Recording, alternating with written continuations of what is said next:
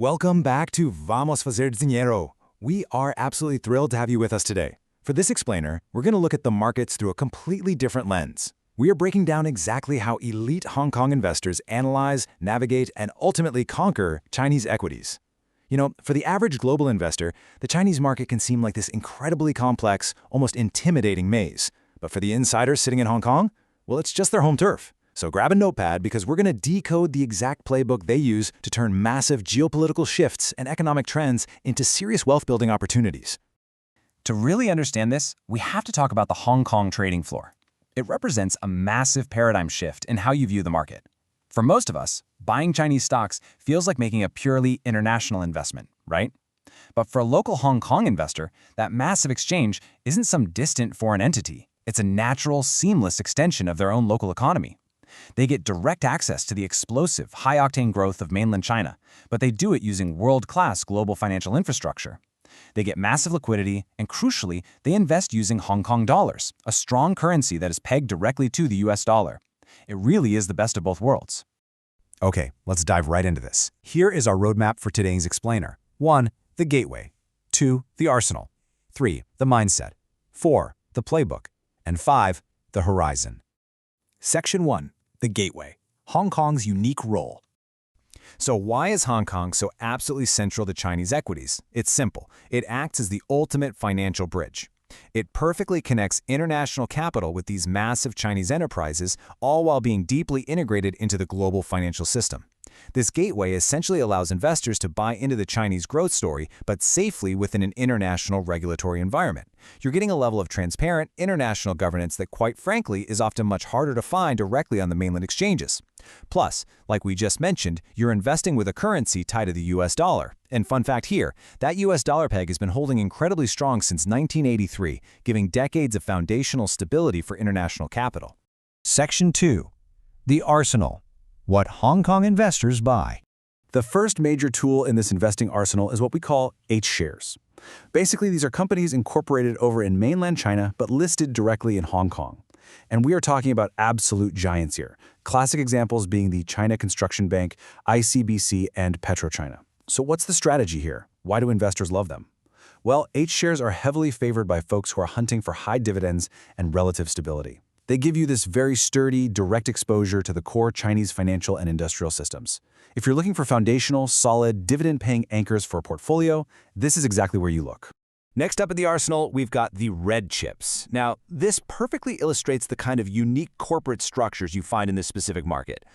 Red chips are companies with incredibly strong ties to the Chinese government. They are state-controlled, but interestingly, they are structured and incorporated completely outside of the mainland, very often right in Hong Kong. China Mobile is your textbook example for this one. Local investors view red chips as highly strategic assets. Because they have that direct state backing and completely dominant market positions, they offer incredible strategic stability. Plus, they are absolute machines when it comes to generating strong cash flow. But hey, it's definitely not all traditional banks and telecom giants anymore. Contrast those older shares with the new generation tech powerhouses. You've got companies like Tencent perfectly representing the absolute explosion of digital consumption, e-commerce, and super apps across China. Then, on the other side of the spectrum, you have the ultra-modern assembly lines of BYD electric vehicles, which represent cutting-edge innovation and global manufacturing dominance. Over the last few years, tech titans like Alibaba and Meituan have absolutely flocked to Hong Kong. This part of the arsenal? It isn't about slow, steady dividends. It is entirely focused on hyper-growth, pushing the envelope on innovation, and capturing that massive, unstoppable wave of Chinese digital consumption. Section 3. The mindset. How the elite judge the market. You know, an average global retail investor might just glance at a price-to-earnings ratio and make a decision based on that alone. But the Hong Kong elite? They operate on a very distinct, three-step sequential mental framework. First, they deeply analyze politics and government directives. Second, they track the massive waves of southbound and northbound capital flow. And third, they look for discounted valuations. Let's break these down because honestly, this is the secret sauce. The absolute most crucial point to understand is this. In China, politics and the economy are entirely inseparable. That is step one of the mindset.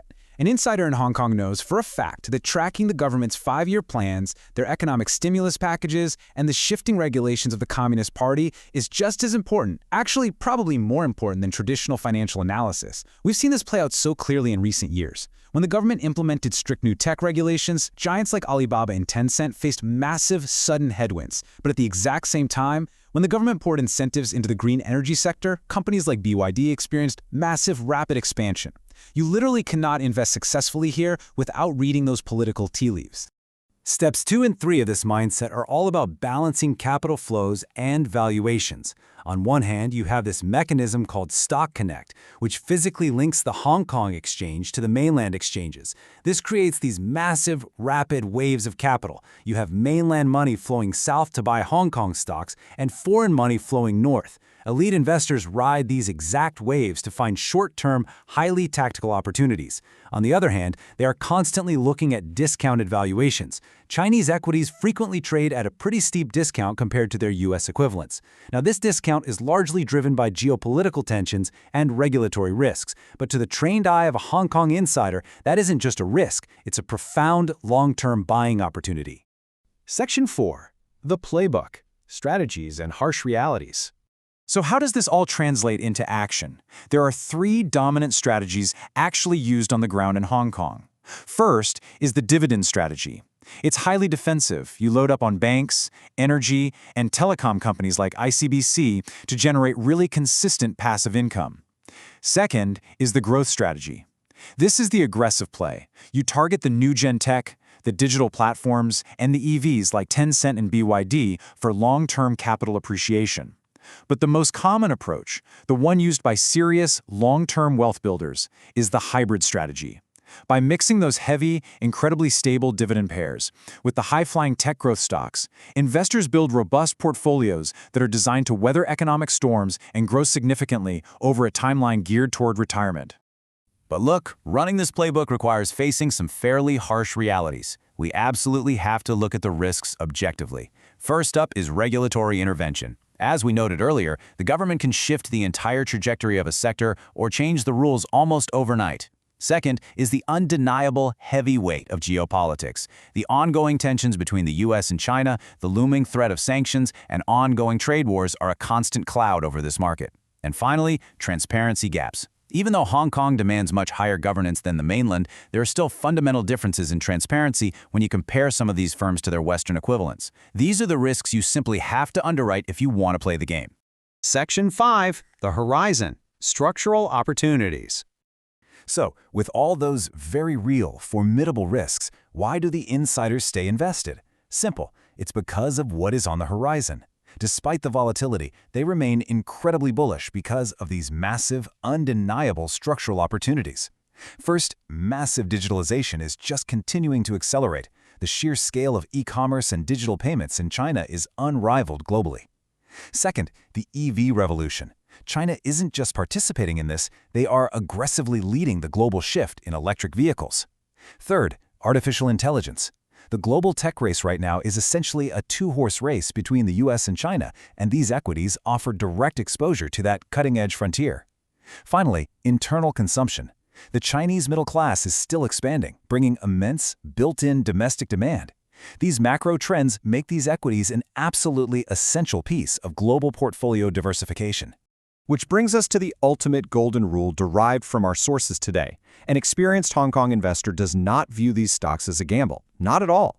They view them as an essential, highly calculated exposure to global growth. But they live by this specific quote: "Never invest in China without understanding the government. It is just the stark reality of the market. If you want the massive upside of this incredible economic engine, doing your geopolitical and macroeconomic homework isn't optional, it is absolutely mandatory." And there you have it, the complete insider's playbook. But it really begs the ultimate question. As the global economic axis continues to shift, can your portfolio really afford to ignore the dragon in the room? Please like and comment on this video, subscribe to the channel, and activate the bell so you don't miss any new videos. Thank you. And if you want to go deeper, I strongly recommend that you click the link in the video description and in the pinned comment. You cannot miss it. Enjoy it now.